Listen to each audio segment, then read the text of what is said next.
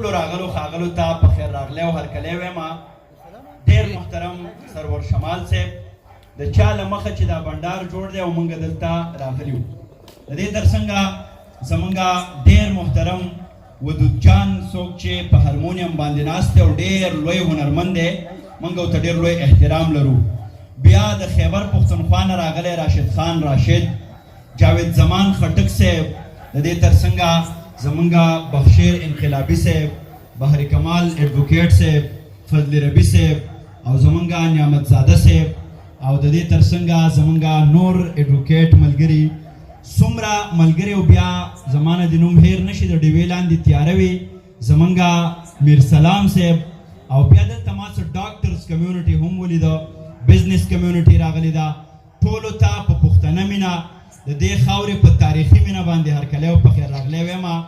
زه تاسو ته دا ډاډ در کوم او ورسره داد هم ملګری کوم چې د کراچۍ د ښار نه بیا هم په میلیونو باندې لرې په دې شاړه کې د پښتو د سندرو زمزمې تاسو خوروئ. یقینا چې تاسو د خپل قام سره د خپل ادب سره او د خپلې سندرې سره وفادار یئ. په تاسو د شاباسۍ وي.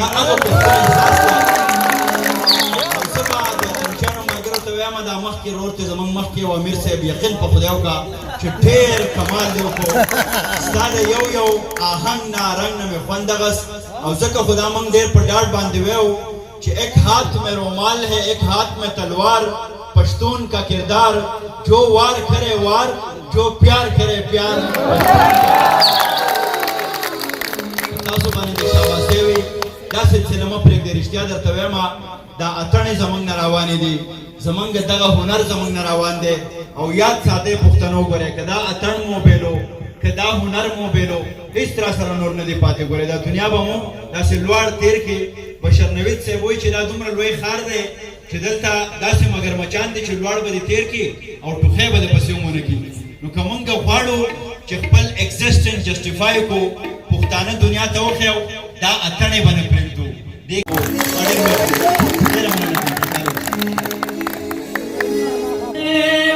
مجاز د پیریګم غنی هرش نیو قدم هغه پرواز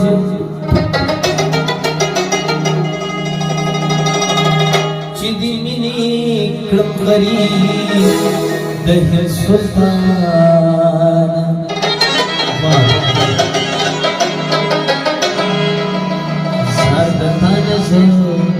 حمزہ غریب نواز پریږده چې لوزونه د درود اختیار